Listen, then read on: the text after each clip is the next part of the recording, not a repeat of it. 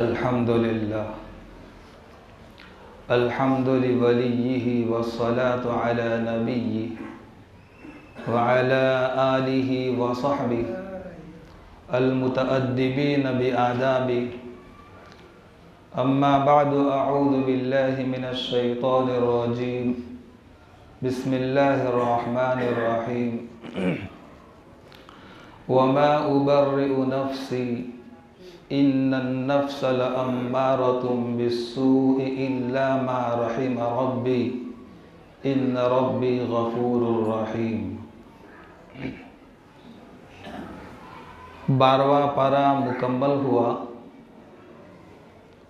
और आज से 13वां पारा शुरू हो रहा है। हज़रत यूसुफ अलैहिस्सलातु वस्सलाम इरशाद फरमाते हैं कि मैं अपने नफ्स को पाक नहीं बतलाता, क्योंकि नफ्स का काम है बुरे बुरे कामों पर उभारना और इस नफ्स की मक्कारी से वही बच सकता है जिस पर मेरे रब की तरफ से मेहरबानी हो जाए, क्योंकि मेरा जो परवरदिगार है वो खूब बख्शने वाला भी है और बहुत रहम करने वाला भी है। हज़रत यूसुफ अलैहिस्सलातु वस्सलाम जेल से निकलने की तैयारी में हैं और उस वक्त हज़रत यूसुफ अलैहिस्सलाम ने अपना पूरा मामला क्लियर कर लिया था, साफ कर लिया था। कहा था कि भाई मैं बेकसूर हूँ, बेगुनाह हूँ। यहाँ तक कि मिस्र की औरतों ने भी हज़रत यूसुफ अलैहिस्सलातु वस्सलाम के मुतालिक गवाही दी कि हज़रत यूसुफ अलैहिस्सलाम बेगुनाह हैं। यहाँ तक कि ज़ुलेखा ने भी सरे तस्लीम खम कर लिया और वो भी बोल पड़ी कि वाक़िअतन हज़रत यूसुफ अलैहिस्सलातु वस्सलाम बेगुनाह हैं, बेकसूर है, मैं ही कसूरवार हूँ और हम मिस्र की औरतें कसूरवार हैं। हज़रत यूसुफ अलैहिस्सलातु वस्सलाम फरमाते हैं कि चलो भाई, मेरे नफ्स की और मेरे ज़ात की तो वजाहत हो गई, सफाई हो गई, लेकिन मैं अपने नफ्स को पाक नहीं बतलाता, क्योंकि नफ्स की बुराइयों से और नफ्स के गुनाहों से, गुनाहों के मौक़ों से बचने के लिए मेरा इसमें ज़ाती कोई कमाल नहीं है, बल्कि अल्लाह तबारक व तआला ने मुझ पर मेहरबानी फरमाई, उसका करम शामिल हाल हुआ। शेख सादी रहमतुल्लाह अलैह फरमाते हैं, ई सआदत बज़ोरे बाजू नेस्त तान बख्शद खुदाए बख्शिंदा। ये तौफीक कुव्वते बाजू से हासिल नहीं हो सकती है जब तक कि अल्लाह तबारक व तआला की तरफ से शामिल हाल न हो। हम मस्जिद में जो पहुँचे हैं अपनी मर्ज़ी से आए हैं, अल्लाह तबारक व तआला के सामने हमने सर को झुकाया, अपनी मर्ज़ी से झुकाया, अल्लाह का फ़ज़ल हो गया, अल्लाह ताला की मेहरबानी हो गई कि अल्लाह तबारक व तआला ने इबादत का हमें मौका दे दिया और बाजमात इशा की नमाज़ पढ़ने की तौफ़ीक़ मरहमत फरमाई। वमा तौफ़ीक़ी इल्ला बिल्लाह, जो तौफ़ीक़ मिलती है वो अल्लाह ही की तरफ से मिलती है। इसलिए नेकी करने वाले कभी भी घमंड में मुब्तला न हो, नाज में मुब्तला न हो। ये नेकियां सब अल्लाह तबारक व तआला की तरफ से हो रही है। कुरान करीम में एक और जगह अल्लाह तबारक व तआला इरशाद फरमाते हैं, फला तुज़क्कू अनफुसकुम हुवा अअलमु बिमन इत्तक़ा, कि तुम लोग अपने आप को पाक मत बतलाओ कि मैं तो बहुत पाक हूँ, मैं तो बहुत नेक हूँ, मैं तो गुनाहों से बचा हुआ हूँ। नहीं, कोई भी आदमी अपने आप को पाक न समझे, कोई भी आदमी अपने आप को साफ न समझे, बल्कि इसलिए कि अल्लाह तबारक व ताला के सामने हर इंसान का हाल मौजूद है। हर इंसान की हालत अल्लाह तबारक व ताला के सामने है कि कौन कितने पानी में है। इसलिए हम अपने आप को कभी भी पाक न समझें।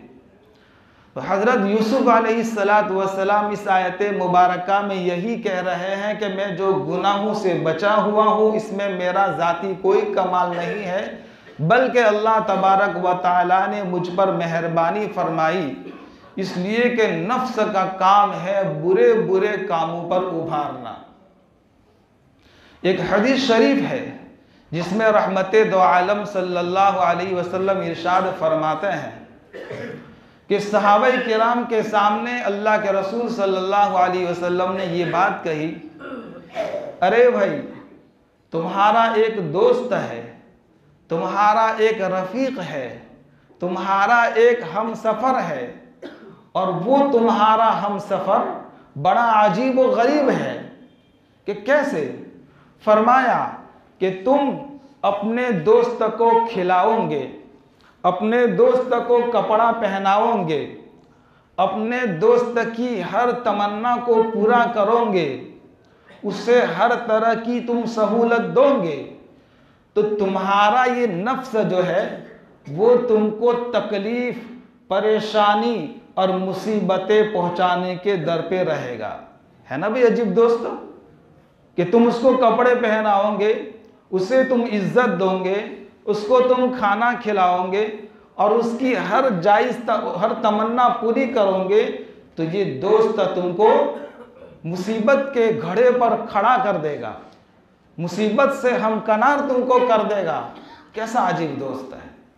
और फिर फरमाया कि तुम्हारा जो ये दोस्त, ये ऐसा दोस्त है, इसको तुम भूखा रखोगे, इसको तुम प्यासा रखोगे, इसको तुम नंगा रखोगे और इसकी तुम तौहीन करोगे, इसकी तुम जिल्लत जलील उसे तुम करोगे, तो ये दोस्त तुम्हें खैर खाही पहुंचाएगा और तुम्हारा ये अच्छी जगह ले जाने का जरिया बनेगा। कैसा अजीब दोस्त है।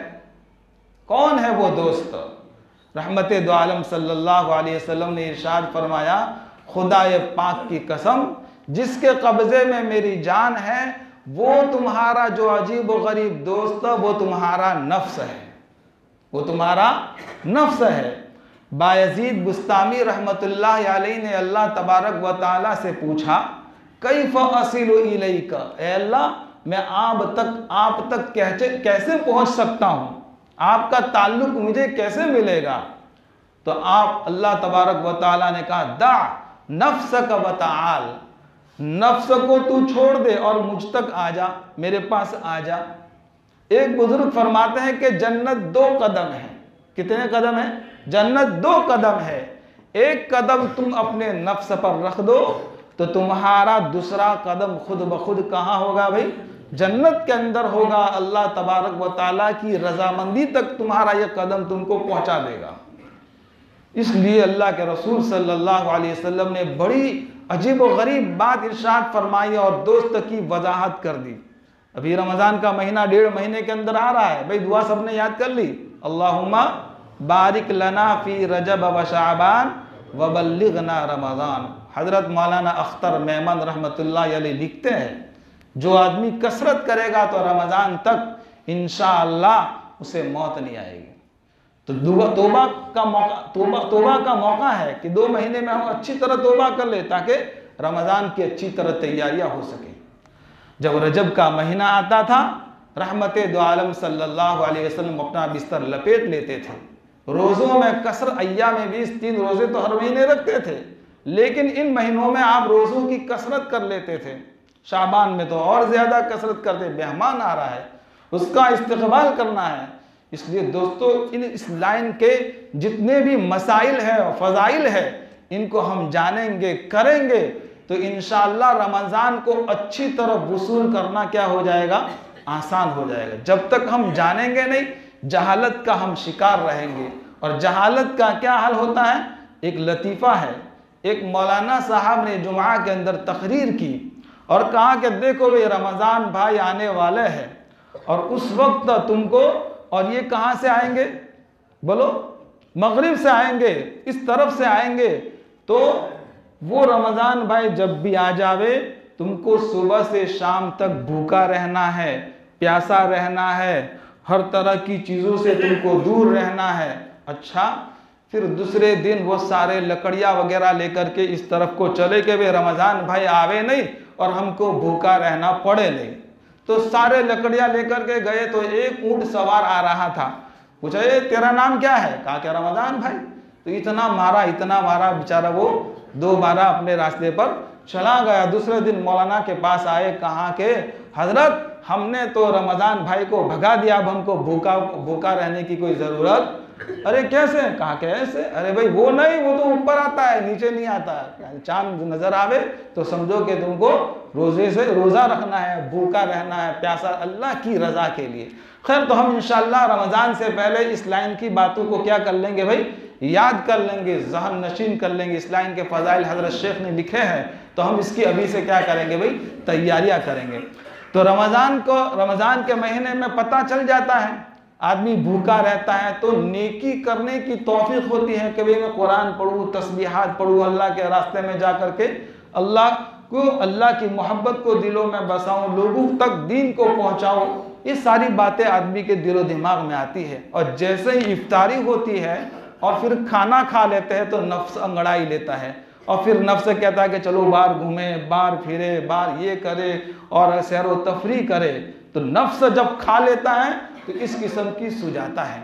इसीलिए कहा गया कि नफ्स को कंट्रोल में करो और नफ्स को जरा कुछ सजा देने की कोशिश करो। इसीलिए रहमत दो आलम सल्लल्लाहु अलैहि वसल्लम इरशाद फरमाते, अला इन्न फिल जसदि लमुज़गा इदा सलुहत सलुहल जसदु कुल्लु व इदा फसदत फसदल जसदु कुल्लु अला वहियल क़ल्ब। अला वही, दोनों मर्तबा अल्लाह के मुतनब्बे रहो, खबरदार रहो, चौकन्ना रहो। तुम्हारा जो ये नफ्स है, इसको अगर तुमने बनाया, आमाल अच्छे होंगे, बिगाड़ा तो आमाल क्या होंगे, तुमसे बुरे होंगे।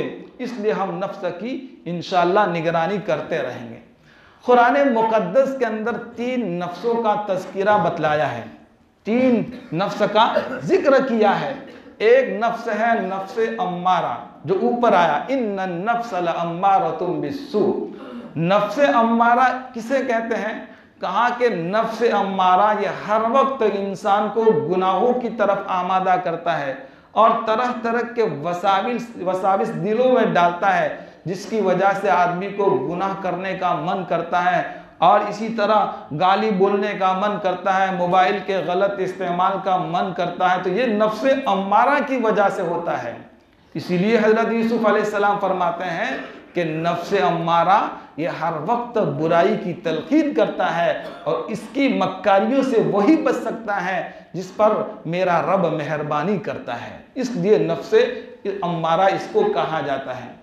और जब हम गुनाह करते रहते हैं और गुनाहों से हम बाज आ जाते हैं, गुनाहों से हम दूर बाज नहीं आते, गुनाह करते रहते हैं, गुनाह करते रहते हैं, गुनाहों से दूर रहते हैं और गुनाहों से बचने की कोशिश करते हैं, तो फिर ये नफ्स बन जाता है नफ्स लव्वामा। इसका भी तज़किरा कुरान करीम में है, वला उक़सिमु बिन नफ्स लव्वामा। नफ्स लव्वामा की मैं कसम खाता हूँ, मलामत करने वाले नफ्स की मैं कसम खाता हूँ। तो ये मलामत करता, जब आदमी गुनाह नहीं करता, गुनाहों से दूर रहता है, तो फिर ये नफ्स आदमी को क्या करता है, मलामत करता है, बुरा भला कहता है, इधर उधर की सुनाता है। लेकिन आदमी डटा रहता है, मजबूत रहता है, नहीं कुछ भी हो जावे मैं गुनाह का काम करूंगा, तो ये मलामत करता रहता है। उसका काम ही मलामत करना है ना। लोगों की जबान को खामोश नहीं रख सकते। लोग तो वैसे भी बातें करेंगे, नफ्स कुछ भी करे, लेकिन हम इंशाअल्लाह कभी भी इस किस्म की उसके कहने पर अमल नहीं करेंगे। एक आदमी ने वलीमे के अंदर अपने बेटे के वलीमे में आलीशान खाने बनाए, आलीशान मशरूबात, पीने की तमाम चीज़ें फ्री, और जाते हुए जो बाराती थे इनको 500 रुपये सबको हदिया भी दिया। और फिर उस आदमी ने कहा, एक आदमी को जासूस बना करके गाड़ी में बिठा दिया, जा भाई देख लोग क्या बातें करते हैं। तो लोग आधे रास्ते पहुंचे तो बातें कर रहे थे, इतने आलीशान खाने खिलाए, इतने आलीशान पानी चीज़ें पिलाई, ऐसा आलीशान मंडप और हर तरह की सहूलत, और 500 रुपये हदिये भी दिए। और अगर 1000 देते तो इनके बाप का क्या जाता था, इतना सारा तो इनके पास था, तो 1000 देते तो इनका बाप का क्या जाता था। तो कहा कि लोगों की जबान को हम खामोश, लोग तो ऐसे भी बातें करेंगे, रहमत दो आलम सल्लल्लाहु अलैहि वसल्लम को नहीं छोड़ा मक्का वालों ने, तो हमको कौन छोड़ेगा। तो हम नेकी के काम करेंगे तो लोग भी बातें करेंगे, नफ्स भी वर्गलाएगा, बहकाएगा, लेकिन उसके कहने पर हम अमल नहीं करेंगे, डटे रहेंगे, तो ये नफ्स मलामत करता रहेगा। और फिर उसके बाद ये नफ्स, कहा कि जब मलामत करते करते थक जाता है तो फिर वो नफ्स ढीला पड़ जाता है, वो नफ्स कमजोर पड़ जाता है, और फिर उस नफ्स को नेकी करने का शौक और ज़ौक़ पैदा होता है, क्योंकि नफ्स क्या हो गया, कमज़ोर हो गया। तो अल्लाह के जो नेक लोग होते हैं, अहलुल्लाह जो लोग होते हैं, इनका नफ्स बनता है नफ्स मुतमइन्ना, क्योंकि नफ्स पर मेहनत की हुई होती है तो उनका नफ्स मुतमइन्ना बन जाता है। लेकिन याद रखे कि हमेशा इनका ये नफ्स हमेशा ये नफ्स इनका रहता नहीं है। शायर कहता है, भरोसा कुछ नहीं उस नफ्स अम्मारा का ऐ जाहिद, फरिश्ता भी हो जाए तो इससे बदगुमान रहना। फरिश्ता भी हो जाए तो इससे कि भाई अब तो आप बहुत नेक बन गए, लोग भी तारीफ कर रहे हैं, हर कोई तारीफ कर रहा है, अब तो बिल्कुल यकीन हो गया, चलो अब जो चाहे करो, बस में नहीं, कभी भी बदगुमानी में मुब्तला नहीं रहे। नफ्स कभी भी आदमी को बहका सकता है, इसलिए नफ्स से हम चौकन। हाँ, जो अंबिया लोग होते हैं, नबी जो लोग होते हैं, इनका नफ्स तो बिल्कुल हमेशा नफ्स मुतमइन्ना रहता है। इसका भी तज़किरा अल्लाह ताला ने कुरान करीम में फरमाया, या अय्यतुहन नफ्सुल मुतमइन्ना इरजिई इला रब्बिकी राज़ियतम मर्ज़िय्या फदखुली फी इबादी वदखुली जन्नती। मौत के वक्त फरिश्ता आता है और कहता है, ए नफ्स मुतमइन्ना, या अय्यतुहन नफ्सुल मुतमइन्ना, ए नफ्स मुतमइन्ना इरजिई इला रब्बिक, अपने रब की तरफ लौट। हम कहाँ से आए हैं भाई, अल्लाह ही की तरफ से आए हैं, है ना। लाई हयात आए कज़ा मौत, कज़ा के माने मौत, लाई हयात आए कज़ा ले चली चले। लाई हयात, हयात के माने जिंदगी, लाई हयात आए कज़ा ले चली चले, न अपनी मर्जी से आए न अपनी मर्जी से चले। जाहिर बात है कि दरमियानी जो जिंदगी है, हम इंशाअल्लाह अपनी मर्जी पर इसको नहीं चलाएंगे, बल्कि रब ताला की मर्जी पर, रहमते दो आलम सल्लल्लाहु अलैहि वसल्लम की मर्जी पर अपनी ज़िंदगी को इंशाअल्लाह गुजारेंगे। अल्लाह ताला हम सबको अमल करने की तौफीक अता फरमाए। तो वो फरिश्ता उसको कहता है कि तू अपने रब की तरफ लौट, राज़ियतम मर्ज़िया, तू अल्लाह से राजी,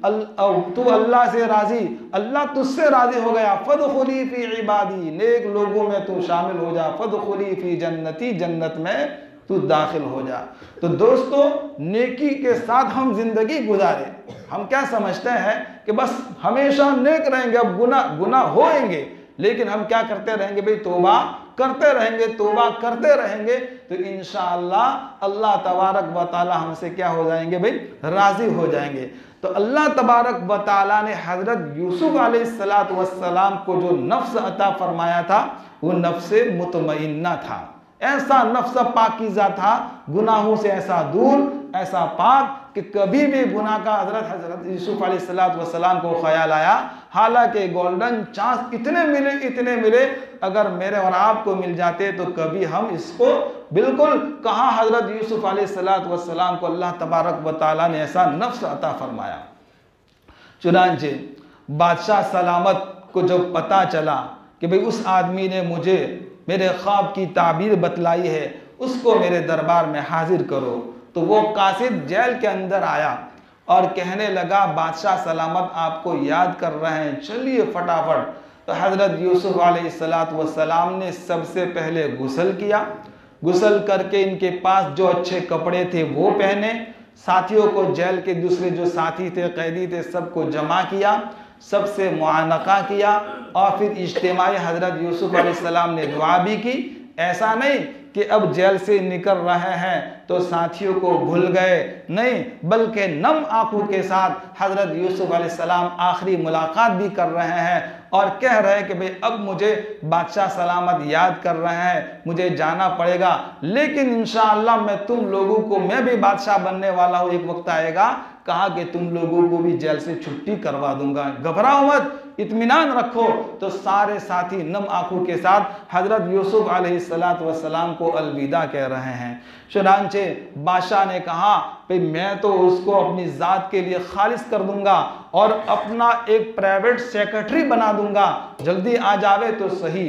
कहते हैं कि हजरत यूसुफ अलैहिस्सलाम दरबार में पहुंचे और पहुंचते ही हजरत यूसुफ अलैहिस्सलाम ने अव्वलन इनको सलाम किया, बादशाह सलामत को, अस्सलामु अलैकुम व रहमतुल्लाह, और दूसरा इनको दुआ दी, बादशाह सलामत को दुआ दी। अब देखिए बादशाह सलामत जो थे वो सारी ज़बानें जानते थे, लेकिन दो ज़बानें नहीं जानते थे, एक है इबरानी ज़बान और एक है अरबी ज़बान। इबरानी ज़बान कहते हैं कहा कि हजरत जितने भी पैगंबर आए, अगले जितने भी पैगंबर आए और इनको जो किताब मिली, तौरात, ज़बूर और इंजील, ये तीनों किताबें इबरानी ज़बान में थी, तीनों किताबें इबरानी ज़बान में थी। कुरान करीम सिर्फ अरबी ज़बान में है। तो बादशाह सलामत ये दो ज़बानें जानता, इबरानी ज़बान, इबरानी लैंग्वेज और अरबी ज़बान, ये दो ज़बानें जानता नहीं था, बाकी सारी ज़बानें जानता था। तो हज़रत यूसुफ अलैहिस्सलाम ने जब सलाम किया तो बादशाह को कुछ भी पता न चल सका। तो बादशाह ने इशारे में कहा कि आपने ये क्या बोला, आपने ये क्या कहा। तो बादशाह सलामत ने हज़रत यूसुफ अलैहिस्सलाम ने वजाहत की और कहा कि भाई मैंने आपको अरबी ज़बान में दुआ दी, अस्सलामु अलैकुम व रहमतुल्लाह। कितनी ज़बरदस्त दुआ है और आज हम लोग महरूम हैं। दोस्तों सलाम की कसरत करेंगे। सहाबे किराम जब जाते थे तो दरमियान में दरख्त आ जाता, भाई तुम इस तरफ से आओ, तुम उस तरफ से आओ, फिर आगे मिलकर के क्या कहते थे, सलाम करते थे, अस्सलामु अलैकुम व रहमतुल्लाह। क्या माना, अल्लाह ताला तुमको हमेशा सलामत रखे। और अंग्रेजी वाले क्या कहते हैं, सुबह उठते हैं तो गुड मॉर्निंग, सुबह तुम्हारी अच्छी जावे, लेकिन दोपहर और रात का तो सत्यानाश जावे। और रात के वक्त जब मिलते हैं तो क्या कहते हैं, गुड, बोलो evening, good night, good night बोलते हैं। तो कहा कि रात तुम्हारी अच्छी, लेकिन आइंदा कल की सुबह तो तुम्हारी बर्बाद जावे। और सलाम जन्नत में जाने तक अल्लाह ताला तुमको सलाम, कब्र की घाटी आने वाली है, बरज़ख का बहुत खतरनाक मंजर आने वाला है। दोस्तों वो मंजर हमने अभी कुछ दिनों में क़यामत वाला मंजर तुर्किस्तान का देखा कि बच्चे कितने बिलबिला रहे हैं, क़यामत खेज मंजर है, लोग क्या हालत में ज़िंदगी गुजार रहे हैं इस वक्त। कहाँ अल्लाह तबारक व तआला क्या नाराज़ है कि जिसकी वजह से लोग अपने मलबे के तले दबे पड़े हैं, लोग चीखो पुकार कर रहे हैं। अल्हम्दुलिल्लाह इन लोगों की तो कुछ मदद हो रही है, लेकिन मुल्क शाम जिसको सीरिया कहा जाता है वहाँ अब तक कोई मदद का कोई सुराख नहीं मिल रहा। दुआ करे कि अल्लाह तबारक व तआला इन सबको सहूलत अता फरमा। जो शहीद हो गए अल्लाह तबारक व तआला इनको जन्नत के आला मकाम नसीब फरमावे, और अल्लाह तबारक व तआला जो बच्चे हैं पसमानदगान को सब्र जमील नसीब फरमाए। चुनांचे बादशाह सलामत को कहा कि मैंने अरबी ज़बान में आपको सलाम किया। और फिर दूसरी बात आपने क्या कही, तो कहा कि मैंने आपके हक में दुआया कलिमा बोला है, दुआया बात बोली है कि अल्लाह तबारक व तआला आपको हमेशा सलामती के साथ रखे। तो बादशाह सहम गया, ताज्जुब करने लगा, वाक़ईतन ये तो कितना पहुंचा हुआ आदमी है और उसके पास तो कैसी बातें हैं, ये अरबी भी जानता है, इबरानी भी जानता है, और उसका चेहरा मोहरा, सुभान अल्लाह, क्या चीज़ें इसके अंदर रखी हुई है। चुनांचे आगे कहते हैं फलम्मा कल्लमहु क़ाल इन्नकल यौम लदैना मकीन अमीन। चुनांचे कहा कि ऐ यूसुफ, आज तो तुम्हारा बहुत मकाम और मर्तबा है और आज तुमको बहुत अमन मिलेगा, 1 साल तुम हमारे पास रहो। चुनांचे आज तो मैं आपकी ज़बानी, आपके फेस टू फेस मैं ख्वाब की ताबीर सुनना चाहूँगा। ख्वाब की ताबीर तो मैंने एक आदमी के वास्ते के ज़रिए सुनी, वो भी बीच में था, लेकिन आज तो इसी तख्त पर बैठ करके हज़रत यूसुफ अलैहिस्सलाम को अव्वलन तख्त पर बिठाया।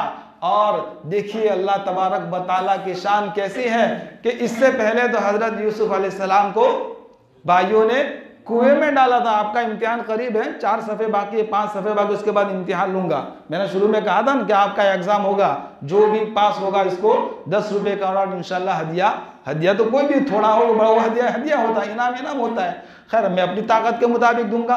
तो हजरत यूसुफ अलैहिस्सलाम को पहले भाइयों ने कुएं में डाला था और फिर उनकी नीलामी हुई थी और फिर जुलेखा के घर में गुलाम और नौकर बन के जिंदगी गुजारी थी। उसके बाद 7 साल की जेल हजरत यूसुफ अलैहिस्सलाम ने काटी थी। इन पुरखतर हालात के बाद आज अल्लाह तबारक व तआला ने कैसी इज्जतों से नवाजा है।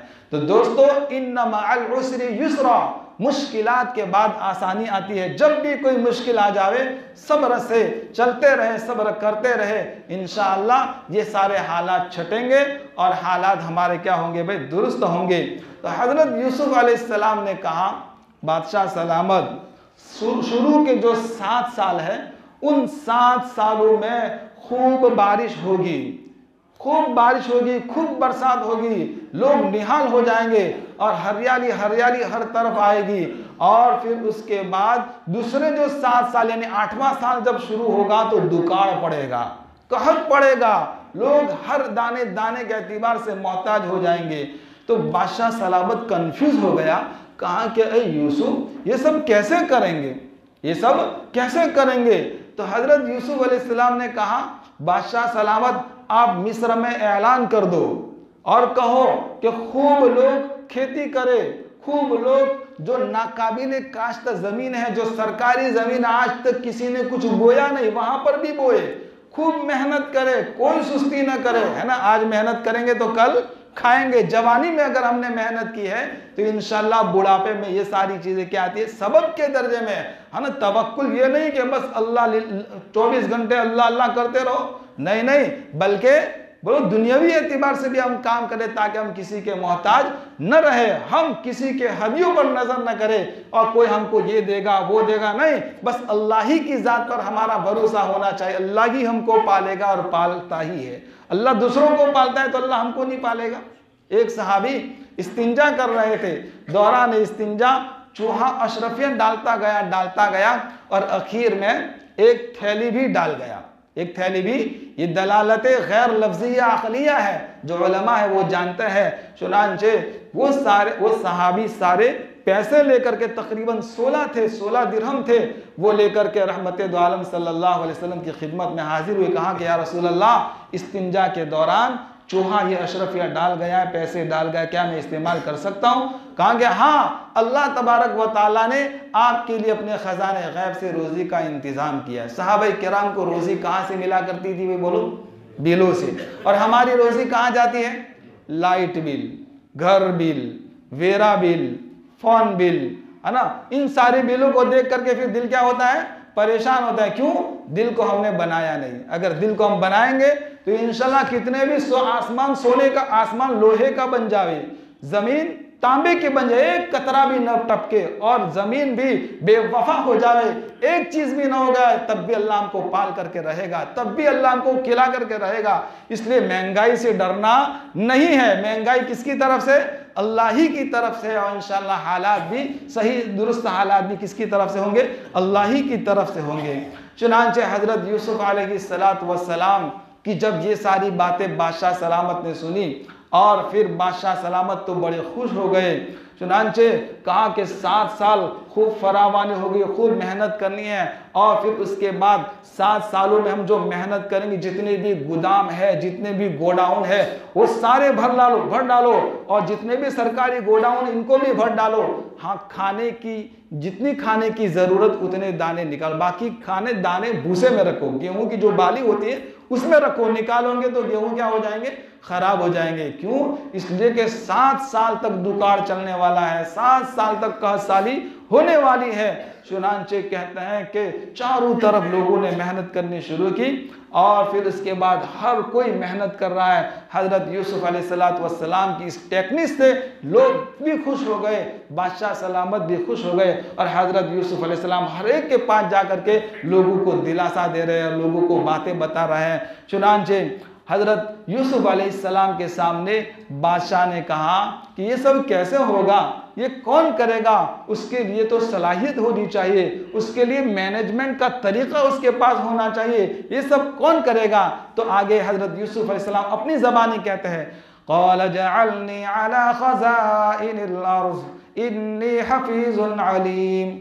कहा कि बादशाह सलामत, ज़मीन के ख़जानों पर मुझे ज़िम्मेदार बना दीजिए और एग्रीकल्चर का जो बहुत बड़ा प्लांट है वो मेरे हवाले कर दीजिए। क्यों? इन्नी हफ़ीज़ुन अलीम, मैं हिफाजत भी करूँगा और मैं अलीम और मैं खूब जानता भी हूँ। मैं उसकी क्या करूँगा? हिफाजत करूँगा, मैं बेचने नहीं दूंगा। और आज तो हुक्मा अपने ही मुल्क की चीज़ों को क्या कर रहे हैं भाई? बेच रहे हैं। लेकिन हजरत यूसुफ अलैहिस्सलाम कह रहे हैं कि नहीं, मैं बेचने नहीं दूंगा, मैं बेचूंगा नहीं, बल्कि मैं हिफाजत करूंगा और मैं तरीका भी जानता हूँ कैसे हुकूमत को चलाना और ये एग्रीकल्चर का जो प्लांट है वो कैसे करना, मेरे पास अच्छी तरह इल्म है। यहाँ रुक करके एक बात समझते चले, कहा कि जब भी कोई ओहदा तुम्हारे सामने आवे, हमारे सामने आवे, तो वो ओहदा कबूल करना चाहिए नहीं। सामने से नहीं कहने का मुझे मदरसे का ट्रस्टी बना दो, मस्जिद का जिम्मेदार बना दो, मुझे फला बना दो, फला बना दो। सामने से नहीं कहने का, हाँ जिम्मेदार तुम्हारे पास आए, जबरदस्ती तुम्हारे हवाले करे, तब तुम उसको कबूल करो। बाकी सामने से पढ़ करके वो ओहदा कबूल करने का रिवायत के अंदर लिखा है कि सामने से जब कोई आदमी ओहदा मांगता है तो उसको मिल भी जाता है, तो फिर अल्लाह की मदद उसके साथ नहीं रहती। अल्लाह की मदद को अपने साथ शामिल हाल करना है तो लोग सुपुर्द करे, पहले ना कहे नहीं नहीं मैं इस लायक नहीं हूँ। और जाहिर बात है कि जो ट्रस्टी जिम्मेदार जो उसी आदमी को सुपुर्द करेंगे उसके सारे मामला, सारे व्यवहार सामने होते हैं। तो कहा कि जब आदमी के सामने वो सारी बातें आती है, जैसे हमारे दारुल शमे बुरहानी के अंदर हजरत मुफ्ती याहिया साहब मस्तान दामत बरकातुहुल आलिया खलीफा अजल हजरत मुफ्ती अहमद खानपुरी, तो मदरसे के ट्रस्ट हजरात वो सारे हजरत मुफ्ती साहब के पास गए और फ़ोन भी कर रहे, मुफ्ती साहब ना कह रहे बार बार। उसके बाद हजरत मुफ्ती साहब ने इस तालीमी सरपरस्ती को कबूल किया। अल्हम्दुलिल्लाह कुछ अच्छे हालात दुआ कर इस मदरसे के बारे में कि अल्लाह ताला और तरक्की अता फरमावे। बड़ा प्यासा इलाका है, लोग बड़ी मतलब के गुनाहों भरी जिंदगी गुजार रहे हैं, शराब नोशी की जा रही है और जो नौजवान तबका बिल्कुल बाहर हो चुका है, दावत का भी काम हो रहा है अल्हम्दुलिल्लाह। लेकिन दोस्तों फिर भी उसके बावजूद इन साथियों की बात नहीं मानी जाती। चुनांचे ज़रूरत है ऐसी जगह पर अतराब में बिदत भी है। अगर अल्लाह करे ये मदरसा अगर तरक्की कर जाएगा, ये सारे बच्चे हमारे मदरसे में आकर के पढ़ेंगे तो इंशाअल्लाह दीनी माहौल आहिस्ता आहिस्ता बनता चला जाएगा। तो सारे हजरात इस मदरसे के बारे में क्या करें भाई? दुआ करें। तो सामने से जब कोई आदमी को ओहदा दिया जाता है, शुरू में ना कहता है फिर कबूल करता है, तो अल्लाह ताला उसकी क्या करते हैं? मदद करते हैं। हजरत यूसुफ अलैहिस्सलाम ने उस वक्त के हालात को देखा था कि इस वक्त कोई भी आदमी अमानतदार नजर नहीं आ रहा, कोई भी आदमी चीज़ों की हिफाजत करने वाला नजर नहीं आ रहा और इस लाइन की मालूमात भी नहीं है। चुनांचे हजरत यूसुफ अलैहिस्सलाम ने कहा कि भाई मैं करने के लिए, हाँ जब ऐसा मौका हो कि बेईमानियाँ हो रही है, ढकोसलाबाजियाँ हो रही हैं, तो फिर आदमी अगर ईमानदार है, परहेजगार है, वो सामने से ओहदे को कबूल करेगा तो अल्लाह तबारक व ताला इसकी क्या करेंगे? मदद करेंगे। और अल्लाह तबारक व ताला ने हजरत यूसुफ अलैहिस्सलाम की कितनी ज़बरदस्त मदद की। चुनांचे हजरत यूसुफ अलैहिस्सलाम हर एतबार से हुकूमत के कामों में लगे हुए हैं और हुकूमत के सारे काम कर रहे हैं। और फिर उसके बाद हर तरह लोग खुश हो गए, लोगों ने ठंडी आहें भरी कि वाह क्या हाकिम आया है, क्या बादशाह प्राइम मिनिस्टर आया है कि उसने तो हमारे घरों को निहाल कर दिया, हमको नौकरियां भी मिली और हर तरह से हमको क्या मिली? सहूलत मिली। आगे फरमाते हैं वकदालिक मक्कन्ना लियूसुफ फिल अर्ज़, हमने हजरत यूसुफ अलैहिस्सलाम को सरजमीन मिस्र के अंदर बादशाह बना दिया। यतबव्वअ मिन्हा हैथु यशा, जहाँ चाहे रहना जाना चाहे वो जा सकते हैं। नुसीबु बिरहमतिना मन नशाउ वला नुज़ीउ अजरल मुहसिनीन, हम अपनी रहमत का हिस्सा उसी को देते जिसको हम चाहते हैं और हम नेक काम करने वालों के अजर को ज़ाय करते हजरत यूसुफ अलैहिस्सलाम ने कितने बड़े बड़े नेकी के काम किए कि नहीं भाई? जेल खाने में किए, हाकिम वक्त के साथ भी किए और कितफीर के साथ भी किए, हर एक के साथ किए, जुलेखा के साथ भी किए। नेकी का कहीं भी मौका आ गया, हजरत यूसुफ अलैहिस्सलाम ने पीछे हट नहीं की, करते रहे। ऐसे को तो अल्लाह ताला क्या बनाते हैं? बादशाह बनाते हैं। वल अजरुल आखिरति खैरुल लिल्लज़ीना आमनू व कानू यत्तकून, आखिरत का अजर बेहतर है ईमान वालों के लिए भी और मुत्तकी हजरात के लिए, अल्लाह से डरने वालों के लिए। हमारा अजर कहाँ है भाई? आखिरत में है। दुनिया में हमें किसी से कुछ लेना नहीं है, बस हम अपनी मेहनत का काम करते जाएंगे, दीन और ईमान वाली मेहनत में लगते रहेंगे, तो इंशाअल्लाह अल्लाह तबारक व तआला इसका बदला हमको कहाँ देगा? मरते ही हकीकत वाली आंख जब खुलेगी तब फौरन इंशाअल्लाह वो सारी बातें हमको मिलती चली जाएगी। चुनांचे हजरत यूसुफ अलैहिस्सलाम अच्छी तरह हाकिम बन गए और लोगों को एतमाद भी हो गया। इस मुल्क पर दोस्तों मुसलमानों ने 800 से लेकर 1000 साल तक हुकूमत की है। 800 से लेकर 1000 साल तक हुकूमत की है। जब तक लियाकत थी, काबिलियत थी, तब तक हुकूमत हमारे पास थी। और जब नालायकी शुरू हो गई, बदमाशी हम लोगों ने शुरू कर दी, तो कहा कि ये हुकूमत और लोगों के हवाले कर दी। अल्लाह तबारक व तआला चुनांचे इस आयत के अंदर यही फरमाते हैं कि दो औसाफ, दो वस्फ अगर हमारे अंदर पैदा हो जाए, एक वस्फ क्या बतलाया? हफीजुन, दूसरा अलीमुन। हमारे पास एजुकेशन भी होना चाहिए, हमारे पास दीनी और दुनियावी मालूमात भी होनी चाहिए, और हम हर एतबार से अखलाक वाले होने चाहिए, हर एतबार से वफादार होने चाहिए, हर एतबार से हर चीज़ की हिफाजत करने वाले, चाहे हमारी बेटी हो, गैर की बेटी हो, बेटी बेटी होती है, हम उसकी भी हिफाजत करेंगे, गंदी मैली नज़र से हम उसको भी नहीं देखेंगे। ये सारे औसाफ अगर हमारे अंदर भी होंगे तो ज़रूर एक दिन आएगा कि इंशाअल्लाह दोबारा हम इस मुल्क के अंदर हाकिम बनेंगे।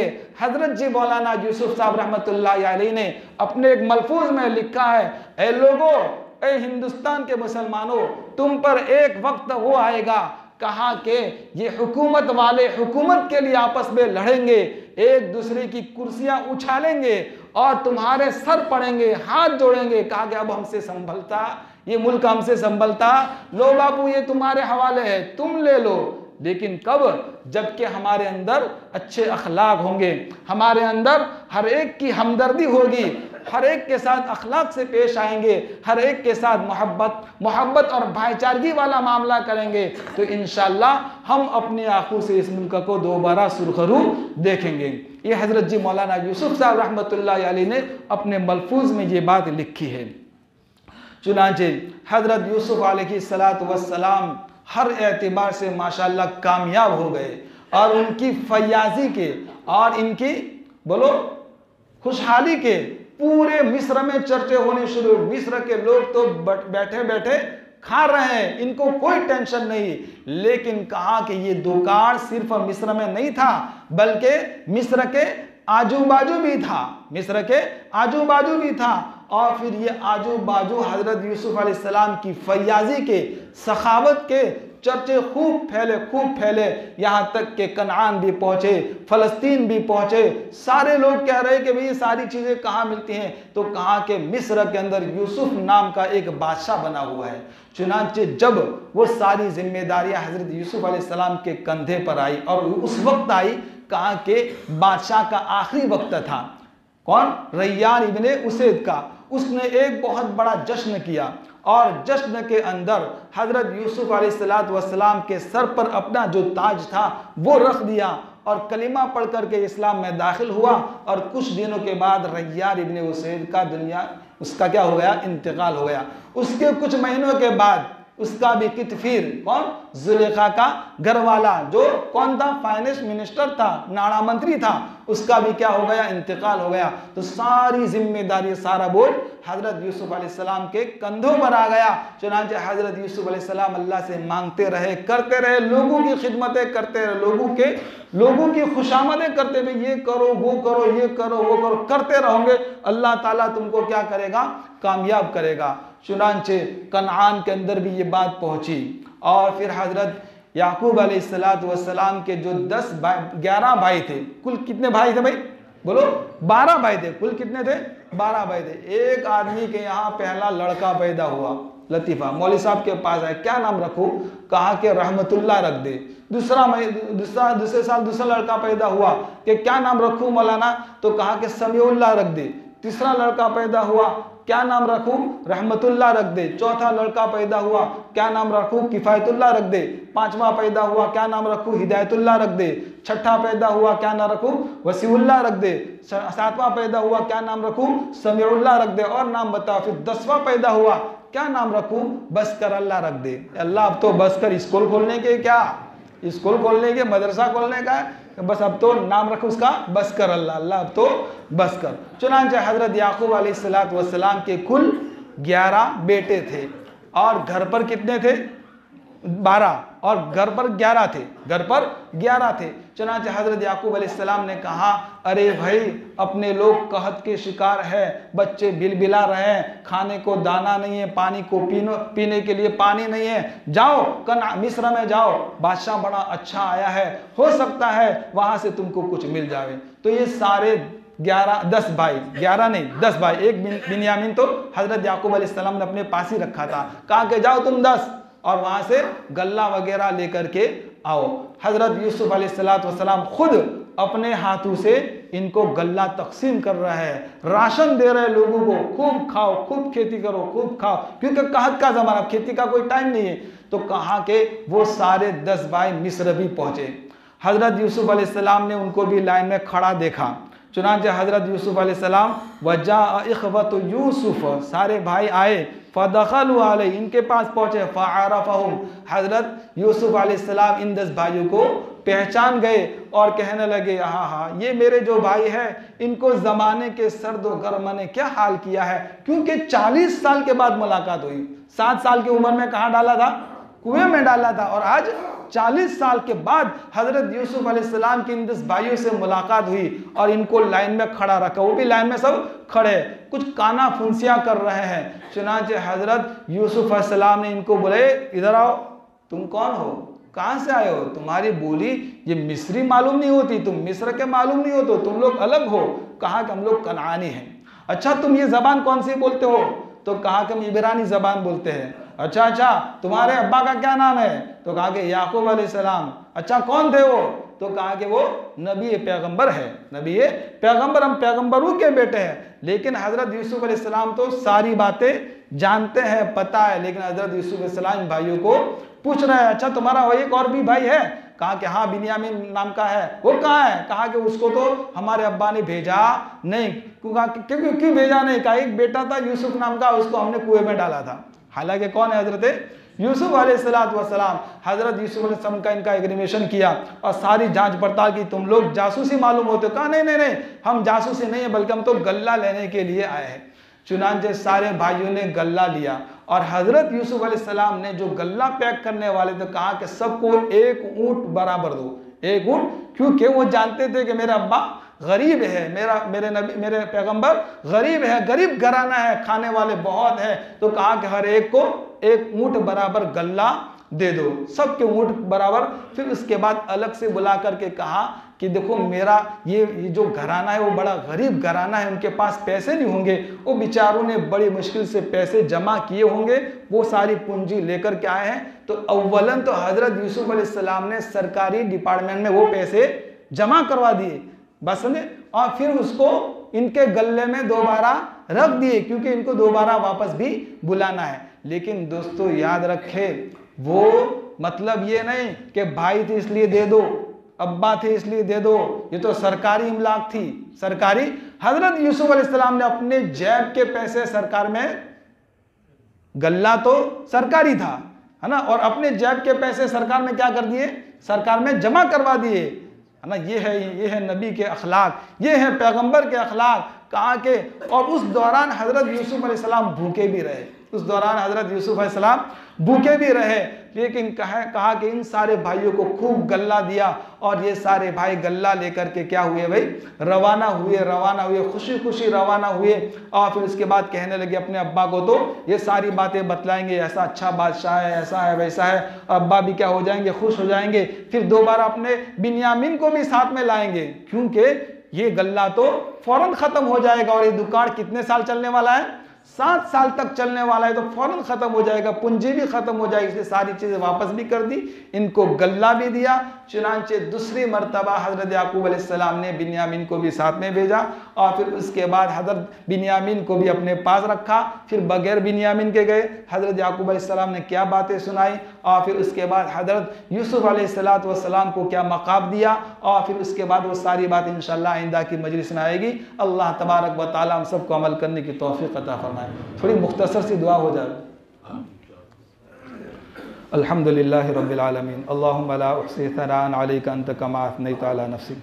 ए अल्लाह, हमारे गुनाहों को माफ़ फरमा दीजिए, मौला हमारे सय्यात को हसना से मुबद्दल फरमा दीजिए, हमारे ज़ाहिर और बातिन को एक और नेक कर दीजिए, सर के बालों से लेकर पाँव के नाखूनों तक सरापा नेक बना दीजिए, गुनाहों से बचने की तौफीक अता फरमा दीजिए, गुनाहों से बचना आसान कर दीजिए, गुनाहों की नफ़रत हमारे दिलों में डाल दीजिए, मोबाइल के गलत इस्तेमाल से नौजवान की हिफाजत कीजिए, ए अल्लाह हर बूढ़े की हिफाजत कीजिए, ए अल्लाह हमारी उम्रों में बरकत अता फरमा दीजिए। ए अल्लाह, हमने बहुत गुनाह किए हैं, ए अल्लाह बहुत गुनाह किए हैं, इक़रारी मुजरिम है मौला, हमें हमारे जुर्मों पर इक़रार है मौला। आसमानों के फरिश्तों ने हमारे जैसे गुनहगार को नहीं देखा होगा। ए अल्लाह, फितनों का माहौल है, ए अल्लाह हमारी ईमान की हिफाजत फरमा, आमाल की हिफाजत फरमा। ए अल्लाह, इस वक्त तुर्किस्तान के मुसलमान बड़े कर्ब में है, बड़ी मुसीबत में है। ए अल्लाह, क़यामत खेज़ मंज़र है, हर तरफ चीखों पुकार की आवाज़ें आ रही है। कोई बाप अपने बेटे को कलमे की तलकीन कर रहा है। अल्लाह, नौजवान बच्चियाँ, उम्र लायक औरतें, बूढ़े सब मलबे के नीचे दबे पड़े हैं। अल्लाह, इनकी हिफाजत फरमा, अल्लाह इनकी मदद फरमा। अल्लाह, आपने हमें बड़ी आफियत से रखा है, किसी किस्म का कोई टेंशन नहीं है। ए अल्लाह, इस आफियत का इस्तेमाल हमने गलत किया है। ए अल्लाह, हमने गुनाहों के ज़रिए तुझे ललकारा है। ए ज़मीन और आसमान के बेनियाज अल्लाह, इनकी हिफाजत फरमा, तुर्किस्तान के मुसलमानों की मदद फरमा, शाम के मुसलमानों की भी मदद फरमा, जहाँ कई मुसलमान परेशानी को दूर फरमा। ए अल्लाह, इस मुल्क में अमन की हवाएं चला दे, दीन की हवाएं चला दे। ए अल्लाह, इस गांव को कबूल फरमा ले, इस गांव में अल्लाह मुफस्सिरीन पैदा फरमा, मुहद्दिसीन पैदा फरमा, फ़ुक़हा पैदा फरमा, नहव सर्फ़ के जानने वाले बड़े उलमा पैदा फरमा। ए अल्लाह, ये कुरान की ए अल्लाह मोहब्बत में आए हैं, कुरान की निस्बत में आए हैं। अल्लाह, 1 घंटे का वक्त फारिग कर रहे हैं, बस आपकी रज़ा ही के लिए कर रहे हैं। कश्मीर की जमात भी आई हुई है, इनकी बरकत से अल्लाह हमें हर एतबार से नवाज दे, हम में से किसी को मोहताज न बना। तेरी राह में जितनी भी जमातें चलें, इनकी मदद फरमा, इनके घरों की हिफाजत फरमा, मदद फरमा। ए अल्लाह, मदारिस की हिफाजत फरमा, खानकाहों की हिफाजत फरमा। ए अल्लाह, दावत और तबलीग के काम की हिफाजत फरमा। ए अल्लाह, बुजुर्गान दीन की मदद फरमा। ए अल्लाह, उनके बुढ़ापे पर रहम फरमा, हमारे माँ बाप को बेहतरीन बदला इनायत फरमा, इन्हें किसी का मोहताज न बना, इनके बुढ़ापे पर अल्लाह रहम फरमा। ए अल्लाह, जो कब्रों में जा चुके इनके कब्रों को नूर से मुनव्वर फरमा, हमें भी मौत की तैयारी की तौफीक अता फरमा। खल्क के रांधे हुए, दुनिया के दुदकारे हुए, आए हैं अब तेरे दर पे हाथ फैलाए हुए, खौर है मजबूर है, जिल्लत में डूबे हुए हैं, कैसे भी है मौला तेरे महबूब की उम्मत में से है। ए अल्लाह, एक दिन हमारी मौत का ऐलान होगा। कोई कफन काट रहा होगा, कोई पानी गर्म कर रहा होगा, कोई जनाजे की खाट लेकर के आ रहा होगा, कोई कब्र खोद रहा होगा। उससे पहले तैयारी की तौफीक दे दे अल्लाह। इस कुरान का वास्ता, अल्लाह तेरी अज़मत का वास्ता, तेरी मोहब्बत का वास्ता, हम में सर एक की बख्शिश फरमा दे। मांगना बहुत है लेकिन आता नहीं है, जो मांगा वो भी कबूल फरमा, जो मांगने से रह गए अपने शान अल्लाह हमें अता फरमा। अल्लाह, आइंदा होने वाले निकाह को कबूल फरमा, समूह लगन को कबूल फरमा, नेकी की हवाएं घर घर फैला दे, चला दे। हमारी दुआ को प्यारे नबी के सदके तुफैल में कबूल मंजूर फरमा। जज़ल्लाहु अन्ना मुहम्मद सल्लल्लाहु अलैहि वसल्लम। सुब्हान रब्बिका रब्बिल इज़्ज़ति अम्मा यसिफून व सलामुन अलल मुरसलीन बिरहमतिका या रहमान।